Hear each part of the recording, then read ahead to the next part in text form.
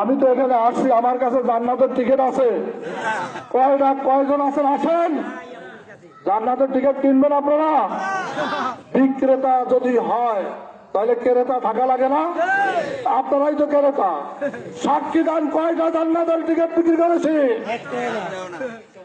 এই সমস্ত মিথ্যা কথা বাদ দাও, এই সমস্ত অপপ্রচার বাদ দাও।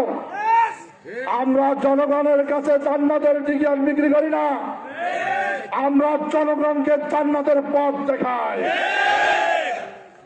জনগণকে আমরা বলি, আমরা ধর্ম ব্যবসায়ী ধর্মে না নিয়ে ব্যবসা করি না, আমরা ধর্মীয় রাজনীতি করি, আমরা ধর্ম দিয়ে রাজনীতি কন্ট্রোল করি, আমরা রাজনীতি দিয়ে কখনো ধর্ম কন্ট্রোল করি না।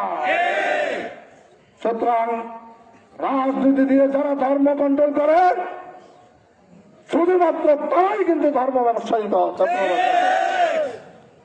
আর যারা নির্বাচন আসতে পারে নতুন নতুন পাঞ্জাবি কিনে, নতুন নতুন টুপি কিনে ঘন ঘন মসজিদে যায়, মাশাআল্লাহ আলহামদুলিল্লাহ আল্লাহু আকবার, আর ঘন ঘন খালি সালাম দিতে থাকে আর মোসাফা করতে থাকে, আসল প্রকৃত অর্থে তারাই কিন্তু ধর্ম ব্যবসায়ী।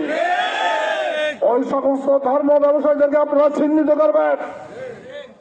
এরা যখন নির্বাচন শেষ হয়ে যায় আবার তারা কিন্তু গোপনে গোপনে তাদের সেই মদের কারখানার সাথে তারা জড়িত হয়ে যায়।